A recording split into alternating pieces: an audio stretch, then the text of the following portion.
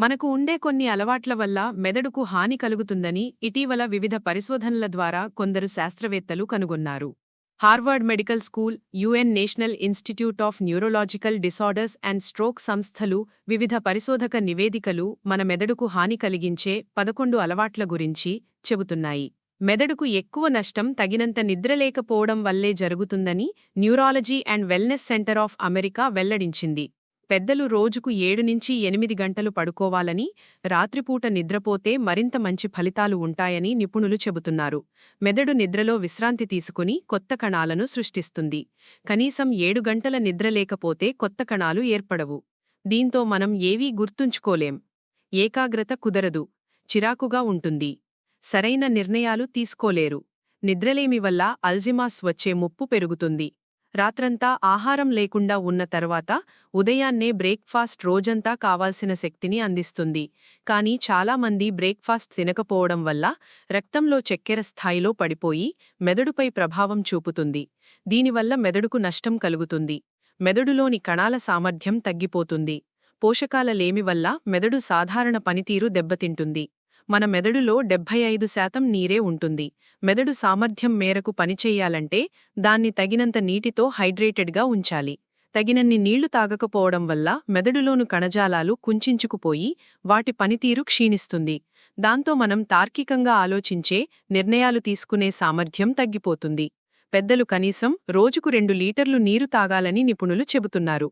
వ్యక్తుల వయస్సు, ఆరోగ్యం, బరువు, వాతావరణ పరిస్థితులు, జీవన విధానాన్ని బట్టి వారు తాగాల్సిన నీటి మోతాదు పెరగచ్చు. దీర్ఘకాలిక ఒత్తిడి వల్ల మెదడు కణాలు చనిపోతాయి. మెదడు ముందు భాగం కుంచించుకుపోతుంది.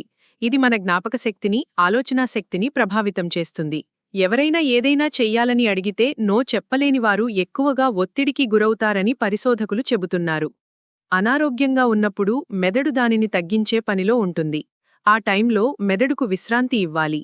లేదంటే మెదడుపై దీర్ఘకాలిక దుష్ప్రభావాలు ఉంటాయని పరిశోధనలో వెల్లడైంది.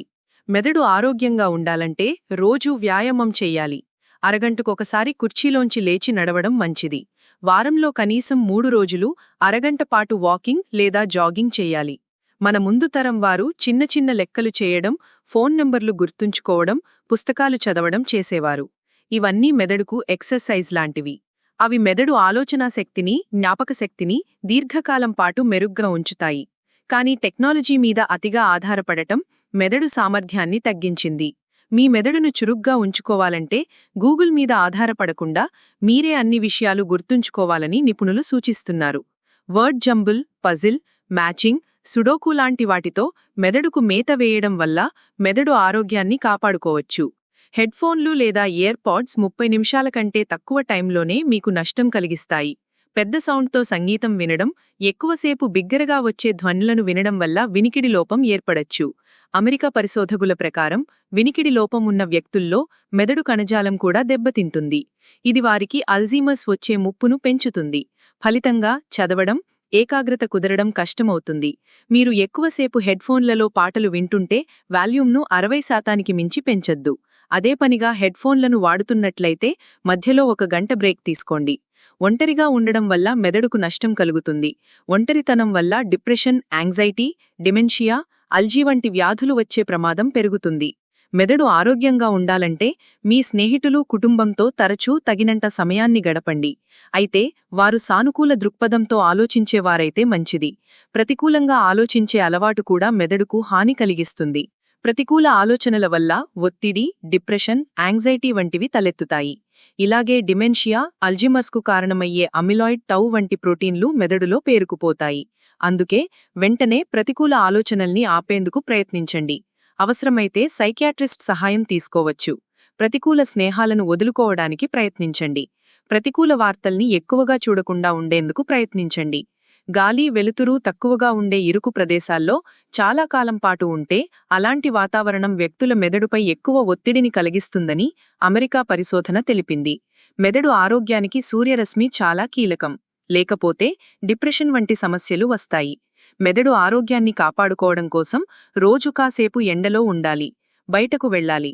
ఒకవేళ మీరు ఇంట్లో ఉంటే తలుపులు, కిటికీలు తెరిచి ఉంచాలి. ఎంత ఆరోగ్యకరమైన ఆహారమైనా అతిగా తింటే మెదడుకు నష్టం కలగచ్చు. అతిగా తినడం వల్ల మెదడులోని ధమనులు మూసుకుపోయి రక్తప్రసరణ తగ్గిపోతుందని పరిశోధనలు చెబుతున్నాయి. దీనివల్ల జ్ఞాపకశక్తి కోల్పోవడం, ఆలోచనాశక్తి తగ్గుతుంది. ఇది అల్జీమర్స్కు దారితీస్తుంది. జంక్ ఫుడ్, నూనెలో వేయించిన ఆహారాలు, అధిక చక్కెరలో ఉండే చినురు తిండ్లు, శీతల పానీయాల వల్ల కూడా ఇలాంటి ముప్పే వస్తుంది. అందుకే తగు మోతాదులో సరైన ఆహారం తీసుకోవడం చాలా ముఖ్యం. మద్యపానం, ధూమపానం మెదడులోని నరాలను కుంచించుకుపోయేలా చేసి కణాలను దెబ్బతీస్తాయి. ఈ రోజుల్లో స్క్రీన్ టైం చాలా ఎక్కువగా ఉంటుంది. స్క్రీన్ టైం విపరీతంగా ఉంటే అది మెదడు పరిమాణం, అభివృద్ధిపై తీవ్ర భావాన్ని చూపుతుంది. పిల్లలు ఎక్కువసేపు మొబైల్ ఫోన్లు వాడటం వల్ల ఫ్రంటల్ కార్టెక్స్కు తీవ్రంగా నష్టం కలుగుతుంది. రోజులో 7 గంటల కంటే ఎక్కువ సమయం స్క్రీన్ల ముందు గడిపే పిల్లల్లో సెరెబ్రల్ కార్టెక్స్ సన్నగా ఉంటుందని పరిశోధనల్లో తేలింది. మొబైల్ ఫోన్లలోని విద్యుదయస్కాంత క్షేత్రాలకు ఎక్కువ సమయం పాటు ఎక్స్పోజ్ కావడం వల్ల తలనొప్పి, గందరగోళం, మెదడులో కణుతులు వంటి ఇబ్బందులు తలెత్తుతాయి. అందుకే పిల్లలు స్క్రీన్ చూసే సమయాన్ని పూర్తిగా తగ్గించాలి. ఫోన్ శరీరానికి దగ్గరగా పెట్టుకొని నిద్రపోకూడదు. జేబులో కంటే ఫోను బ్యాగ్లో పెట్టుకోవడం ఉత్తమం.